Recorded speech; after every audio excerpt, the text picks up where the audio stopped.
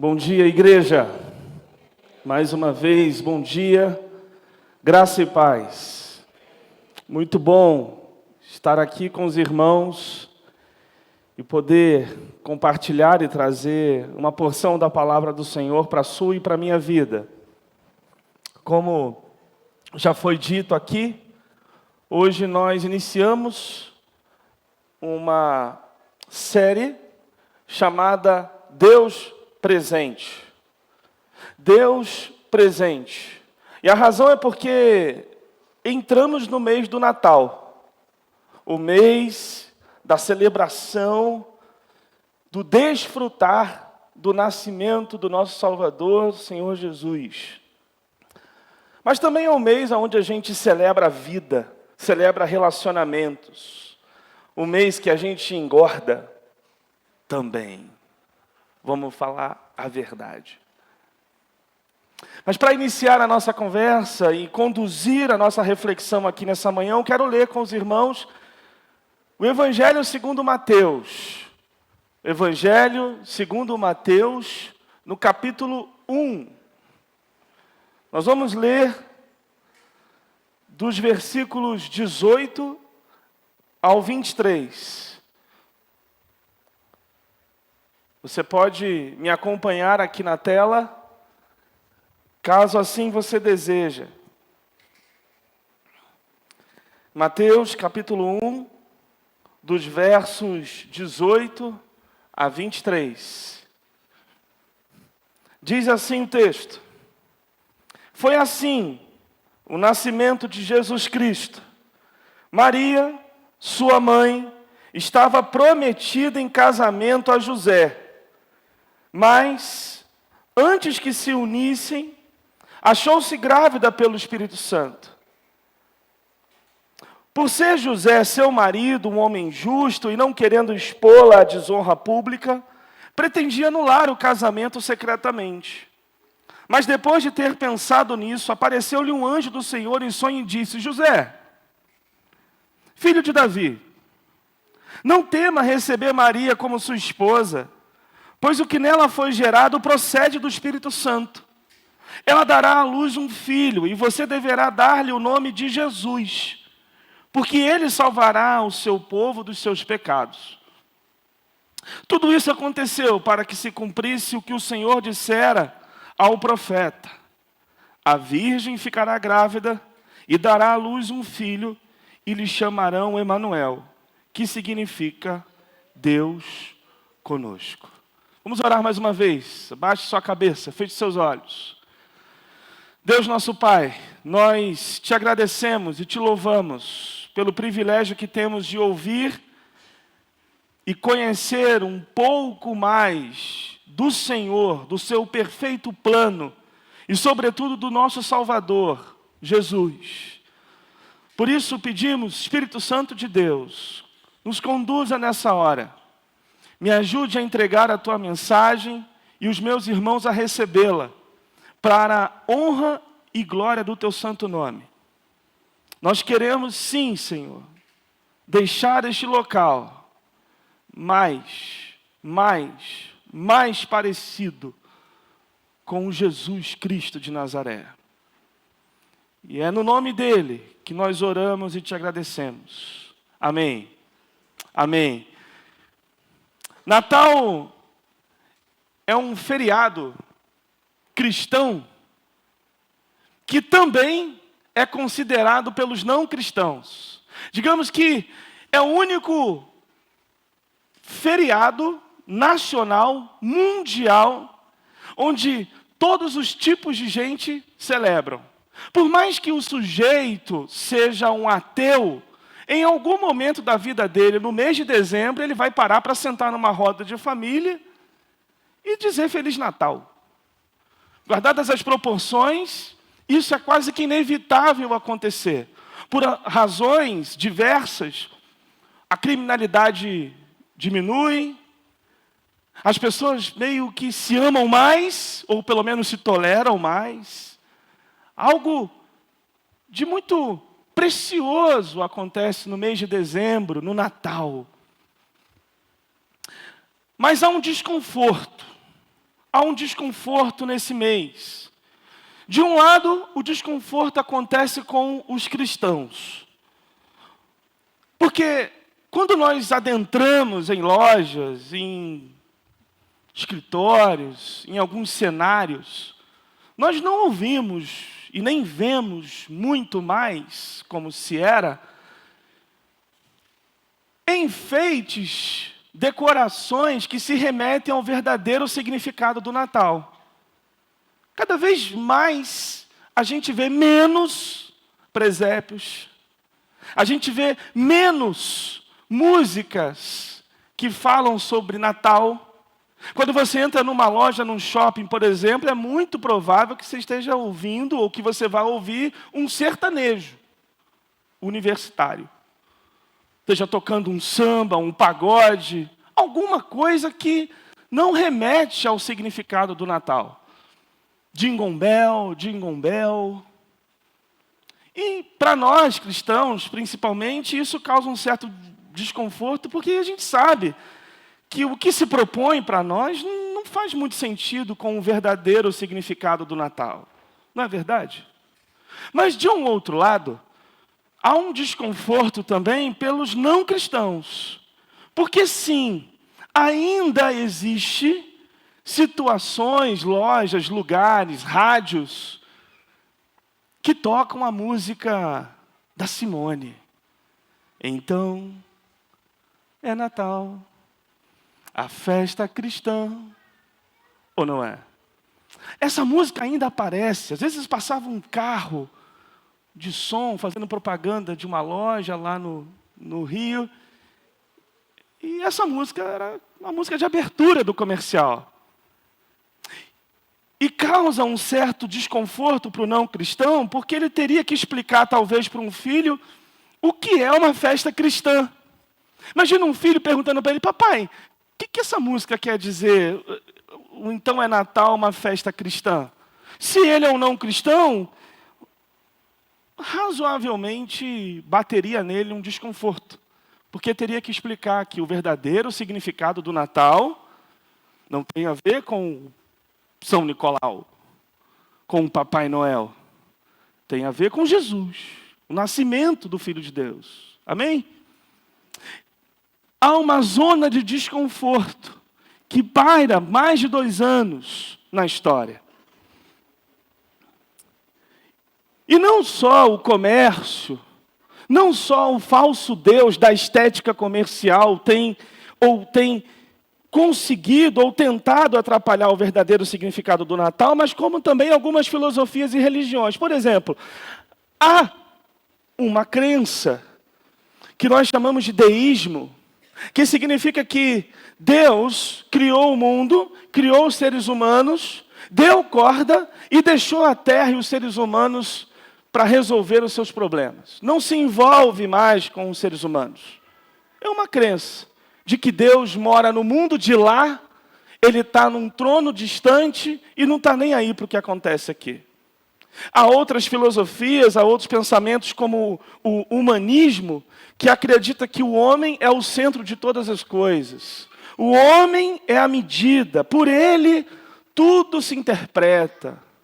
Então, se você quer comemorar alguma coisa, você quer festejar o Natal, que você festeje por causa de você, por causa dos seus parentes, por causa da amizade. Porque você é o que importa, sua família é o que importa. Como eu disse, há também um ateísmo, a crença de que Deus não existe, de que essa divindade que nós chamamos de Pai do nosso Senhor Jesus Cristo não existe, muito menos Jesus. Há também o politeísmo, a crença de que existem vários deuses, e Natal é só mais uma festa de um Deus aí qualquer.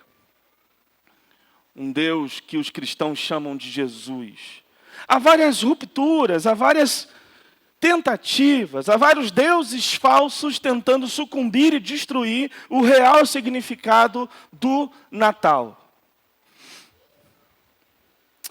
Mas o curioso é que mesmo que o mundo tente, mesmo que o falso Deus do comércio, da indústria, tente ofuscar o verdadeiro significado do Natal, eles não percebem o quanto que o verdadeiro e o poderoso e o precioso significado do Natal está emaranhado, está entrelaçado na nossa cultura. Veja, quando nós colocamos pisca-piscas na nossa casa, isso simboliza muito do real significado do Natal. O pisca-pisca pode simbolizar para nós cristãos que a luz do mundo veio a este mundo iluminar as trevas, expulsar as trevas que habitavam dentro de nós. O próprio Jesus se identifica como a luz do mundo. É por isso que eu celebro essa beleza que é Indaiatuba. Isso aqui é um espetáculo. Isso aqui comunica o Evangelho, mesmo que eles não percebam. Mesmo que eles não façam ideia. Mas para nós cristãos, o significado é extraordinário. Jesus é a luz do mundo. Então enfeitem sua casa. Põe brilho. Se deixar na minha casa, teria pisca-pisca até dentro da geladeira. Porque Graziele, ela é pisca-pisca no pescoço.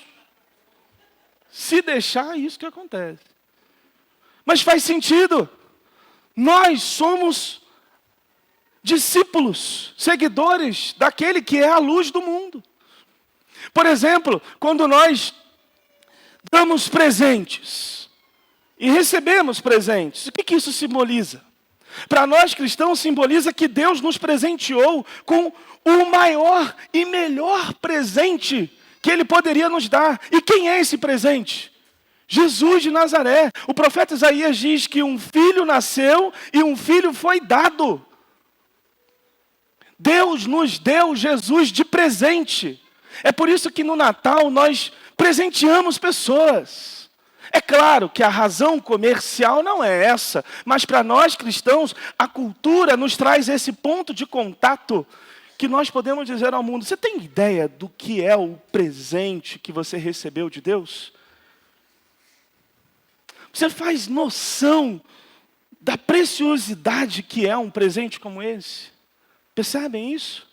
Como que a nossa cultura tem essas pontas e esses sinais de que nós cremos num Jesus que nos foi dado de presente, que veio a este mundo como um homem, que nasceu de uma virgem, que se fez carne e osso, mesmo sendo Deus, de presente, e voluntariamente se doou a nós, a você e a mim. Isso é um presente.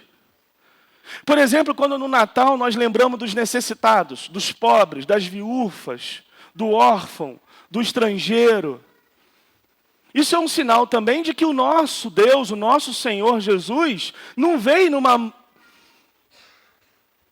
num berço de diamante.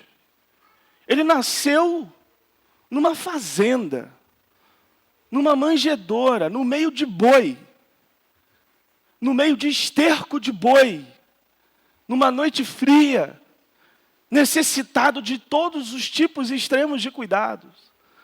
Então, quando nós pensamos e cuidamos dos necessitados, nós estamos dizendo: ei, nosso Senhor também era necessitado. Ele foi necessitado. E quanto mais nós, que a riqueza de Jesus veio sobre nós, para que a pobreza dele nos fizesse rico. Jesus rico se fez pobre para que a gente pobre se fizesse rico. Então, por mais que a cultura sinalize ou queira ofuscar o verdadeiro significado do Natal, nós enxergamos isso em todos os cantos. Jesus, a árvore da vida, a videira verdadeira, aquele onde nós devemos permanecer para ter vida, e vida em abundância. É isso que diz João, no seu Evangelho, no capítulo 15. Jesus, a videira verdadeira. Olha quantos sinais. Quantos sinais. Por isso que nós precisamos carregar essa consciência e ter em mente de que Deus está presente. Abraham Kuyper, um teólogo muito famoso, holandês, disse que não há 1 centímetro quadrado dessa terra que Jesus não possa dizer e não diga, é meu. Tudo sinaliza para alguém melhor e verdadeiro. Tudo sinaliza o plano perfeito de Deus, o plano perfeito do Senhor. Por isso a gente pode afirmar sem problema algum, muito pelo contrário, com toda a convicção e certeza, de que Deus está presente. Deus está presente. Os judeus não aceitavam essa ideia. Na época de Jesus, os judeus não aceitavam a ideia de que um Deus santo, santo, santo, santíssimo, se tornasse homem, nascido de uma Virgem Maria, de uma mulher, de uma adolescente, de uma garota, e se fizesse carne, se misturasse com a gente. Isso para um judeu é um absurdo. Para o judeu isso não tem cabimento. Isso é uma blasfêmia. Dizer que Deus se tornou homem é um absurdo.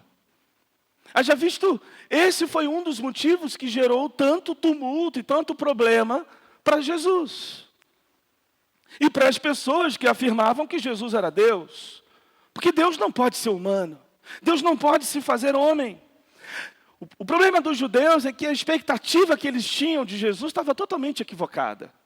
Eles tinham uma ideia de que Jesus viria numa espécie de Superman para resolver os problemas, para resolver as mazelas, as dores dos seres humanos, mas chegar aqui como um homem de ferro e queimasse todos os inimigos com os olhos de raio de fogo, ou até mesmo tirasse a espada, destruísse todos.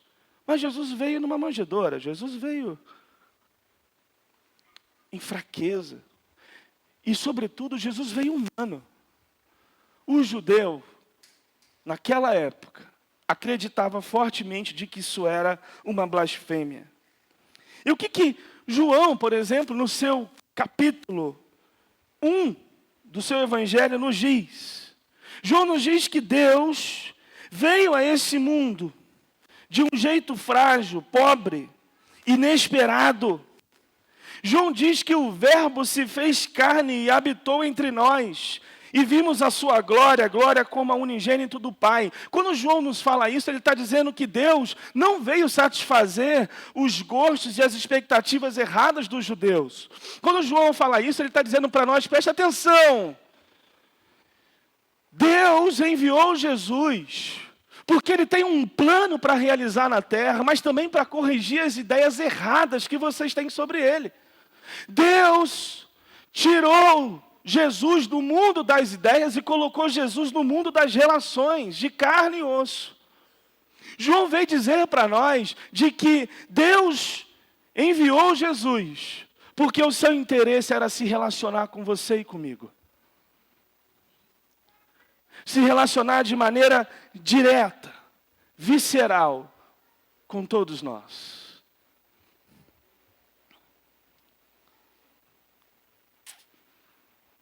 Leia comigo o verso 23. Diz assim: a virgem ficará grávida e dará à luz um filho, e lhe chamarão Emanuel, que significa Deus conosco. João está dizendo para nós que Deus saiu do mundo das ideias dos judeus e dos gregos daquela época e colocou Jesus no mundo das relações. Por isso o nome dele é Emanuel, que significa Deus conosco. O pastor Tim Keller, alguém que eu tenho muito apreço, que eu gosto demais, me ensinou algo muito especial a respeito do Deus conosco. Ele diz que Deus conosco, Emanuel, significa que Deus é humano, que Ele está conosco e de que Ele é Deus. Ele é Deus, Ele é humano e Ele está com a gente, aqui e agora. E quando a gente adentra e começa a ler e a perceber o Evangelho de Marcos, por exemplo, a gente começa a perceber que Jesus chama alguns discípulos para estarem com Ele, para andar com Ele, para caminhar com Ele. E quando a gente percebe a narrativa e o seu desenrolar, a gente encontra que se relacionar com Jesus, andar com Jesus e estar com Jesus é muito mais do que ficar do lado dele.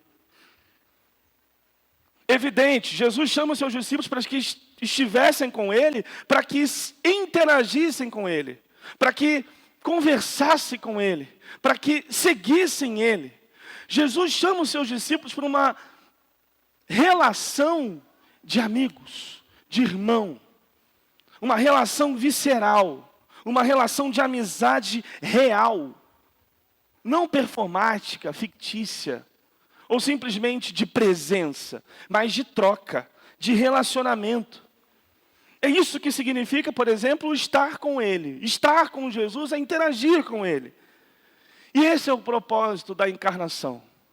Esse é o propósito do nascimento de Jesus, para que nós nos relacionemos com Deus. O Natal não faz sentido na sua vida. Não fará sentido na vida de qualquer pessoa que seja, se você não desejar se relacionar com Jesus. Se você não tem o interesse de trocar, de se relacionar com Deus, o Natal não faz sentido para você. O Natal é só um feriado para você ficar em casa e comer bastante. Não vai passar disso. Não vai passar disso. Isso é tão precioso que, por exemplo, no Antigo Testamento, a maneira como as pessoas se relacionavam com Deus era muito diferente da que é possível hoje. Era assustador se relacionar com Deus. Assustador. Veja, no Antigo Testamento, Moisés, por exemplo, se relaciona com Deus. Tá difícil para mim aqui. Moisés se relaciona com Deus por meio da sarça, pegando fogo. Bom, Deus está presente numa sarça, numa árvore que pega fogo. Isso é assustador, isso causa terror. Em outros momentos, com o povo de Israel, Deus se relaciona com o povo e troca e conversa com o seu povo, interage com o seu povo por meio de uma coluna de fogo. Para com Jó, isso acontece por meio de um furacão. Ora, imagina você se relacionar com Deus hoje, vendo uma árvore pegando fogo. Isso não é algo tranquilo. Você não ficaria sossegado, porque tem fogo diante de você. Imagina você, nós, Ibinai, caminhando em um determinado lugar, ou reunido aqui mesmo, e uma coluna de fogo aqui. Você não deixaria seu filho, talvez, nem entrar aqui. Porque é assustador. É assustador.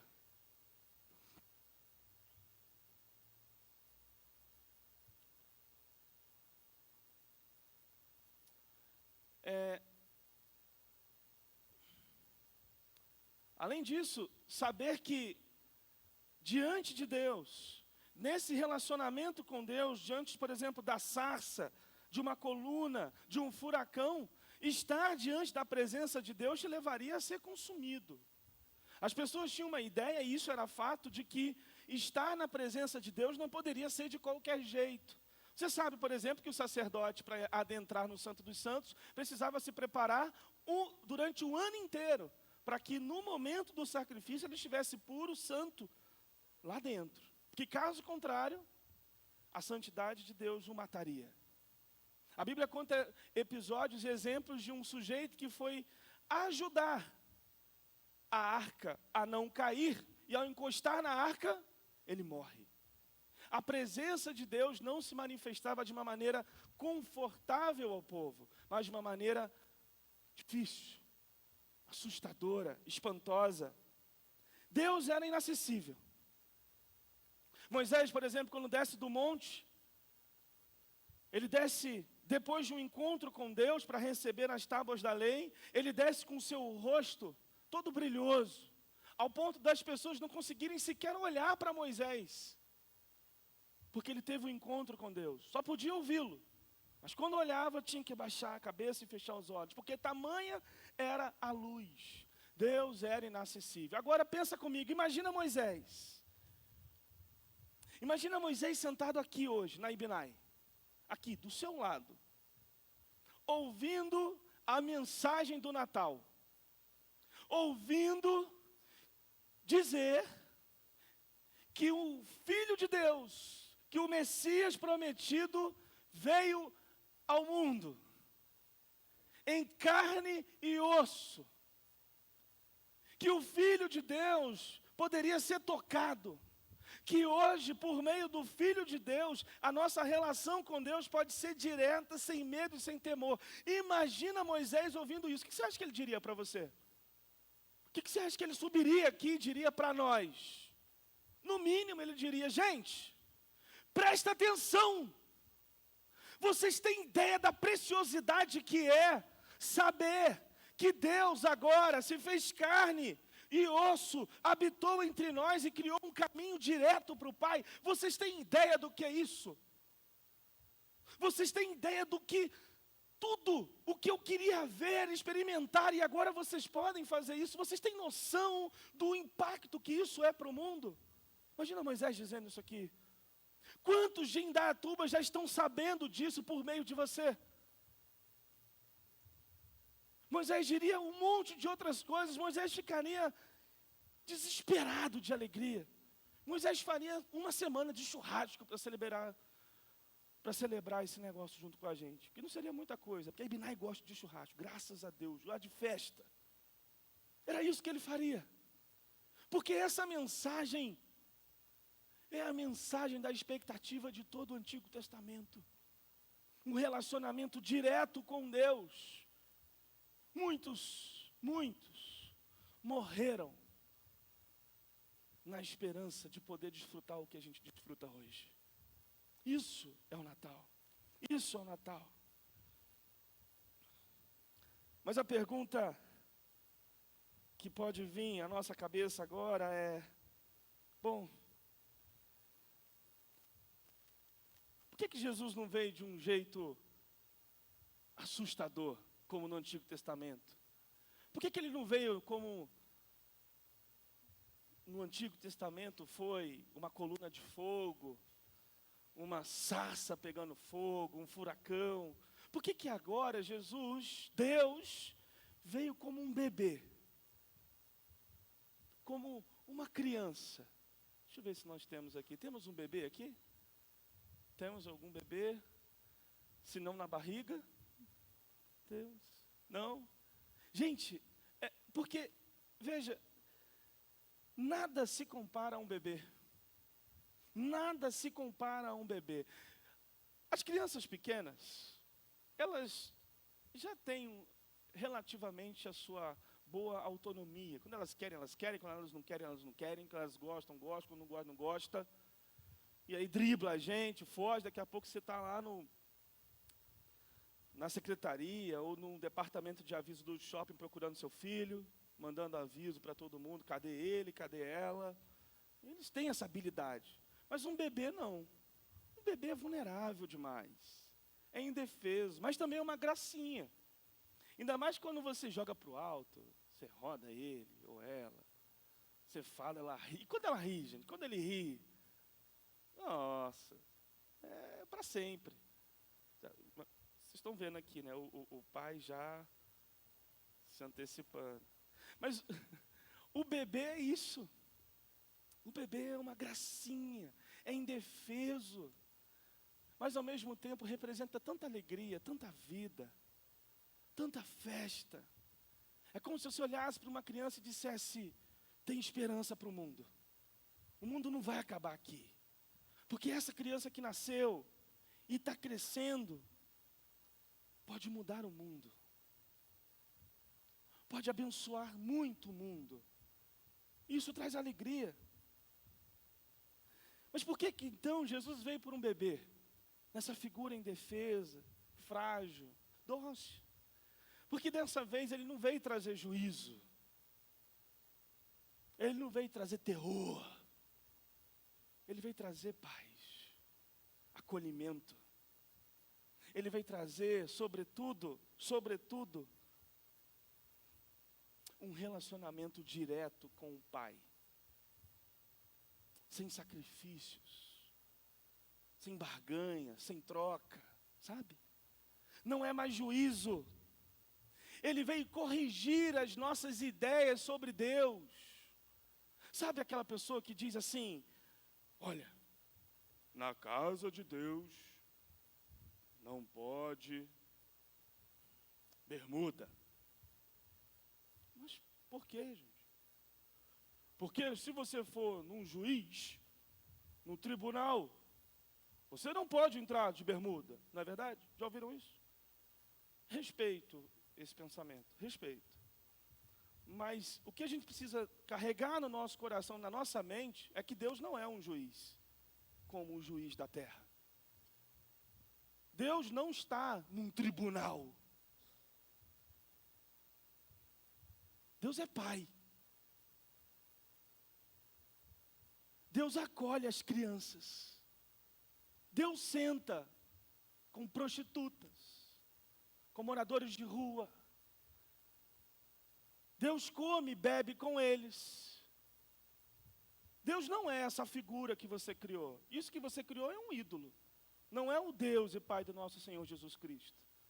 Por isso que Jesus, inclusive, veio corrigir as nossas visões e o nosso pensamento sobre quem Deus é.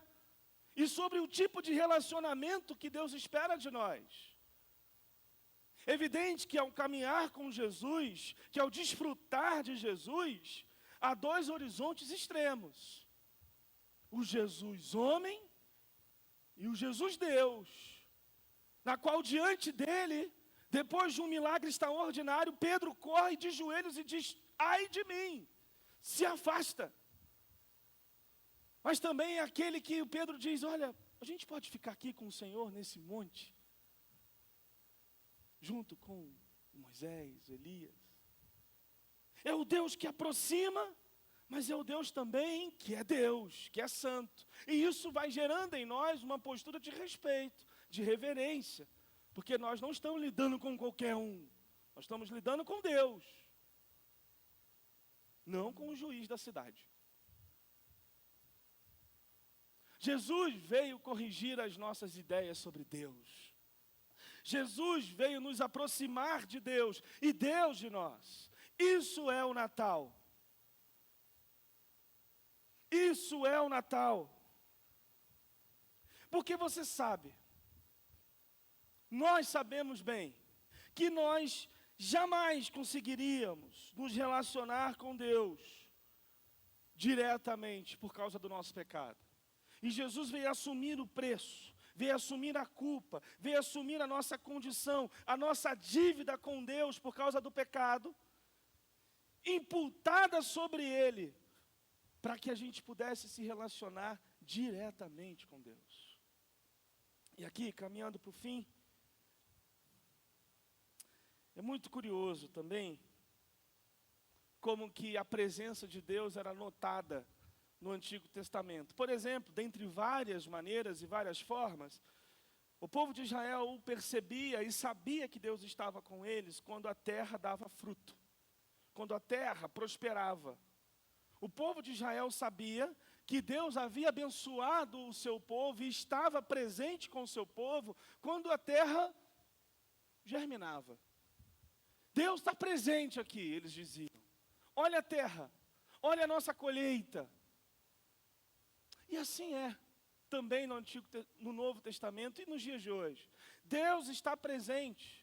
Nós podemos olhar e perceber que há um relacionamento direto com Deus por causa de Jesus, mas também perceber que a nossa vida é uma vida abençoada por Deus. É uma vida cuidada por Deus. E isso é sinal da presença e da misericórdia do Senhor.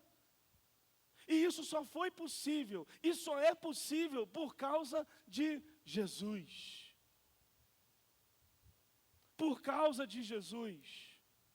É Jesus quem garante que você será abençoado para sempre. Não tem a ver com o seu sacrifício, não tem a ver com o seu esforço, não tem a ver com a sua pureza e competência, tem a ver com a pessoa de Jesus. Isso é visível. está diante de nós, está posto. Aqui se manifesta o significado do Natal.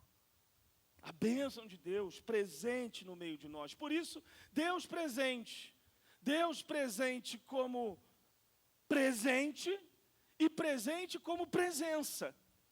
Aquele que está no nosso meio. Isso é Natal. Isso é Natal. Há 2000 anos, Deus vem abençoando não só o povo de Israel, mas a todos que reconhecem Jesus como Filho de Deus. A todos que inclusive têm e veneram e reverenciam e entregam a sua vida para Jesus. A todos. Jesus é o maior presente de Deus para você e para mim. Você já ouviu aquela frase, o melhor de Deus ainda está por vir? Pois é, o melhor de Deus não está por vir. O melhor de Deus já veio. É Jesus. Não há nada melhor possível para Deus do que o próprio Jesus entregue a nós. Não há nada que Deus possa nos fazer, nos dar, nos entregar do que o seu próprio Filho.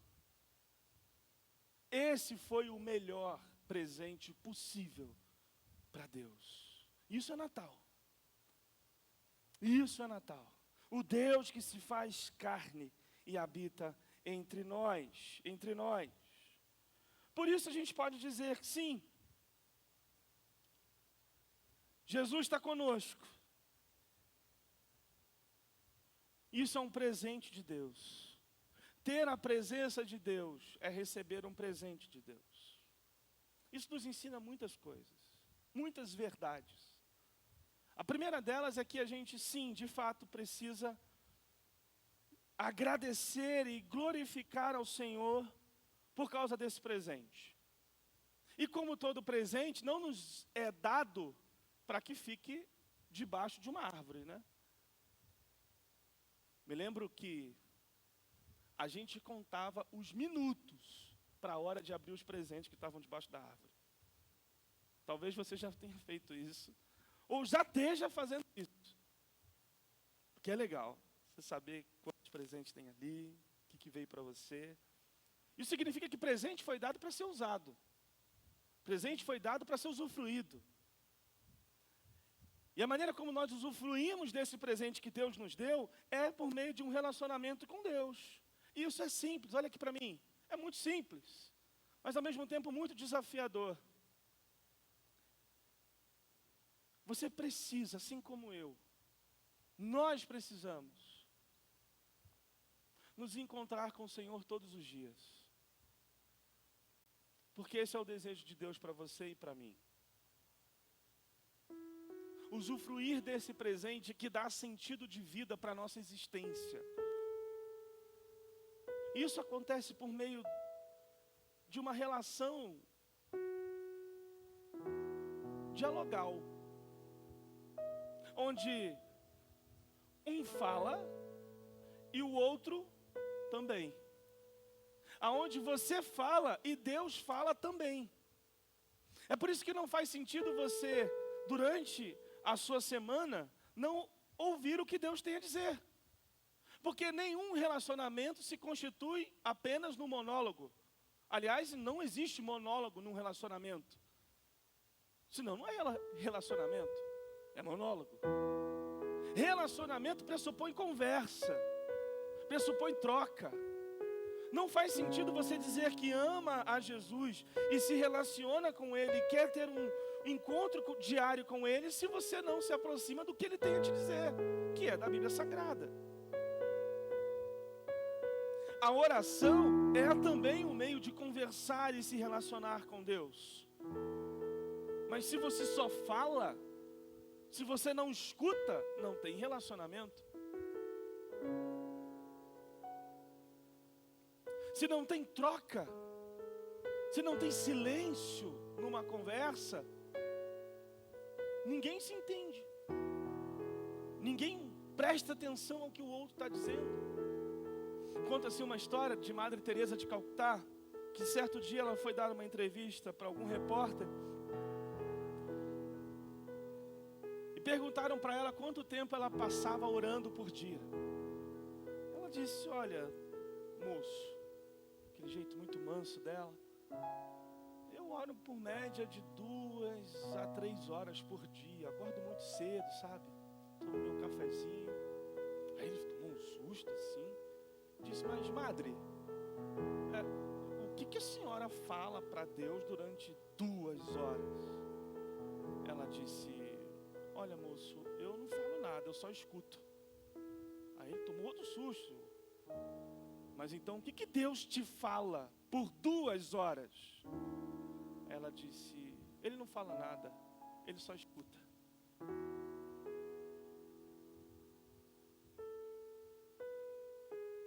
Relacionamento é troca, mas relacionamento é presença, é desfrutar também da presença de Deus. Essa é a segunda verdade que isso nos ensina. Mas para além de uma postura prática que nos leva a conversar com Deus, a ouvir Deus e também a estar com Deus, existe um terceiro ensinamento que o Jesus presente nos ensina. Jesus é Deus, santo. Não precisava ter feito nada do que fez, mas por amor se entregou a você e a mim. Por amor veio a esse mundo sufocante, difícil, esse mundo tenebroso. E ainda mais veio para os seus, e o texto bíblico nos diz que os seus não o receberam, o ignoraram, louco.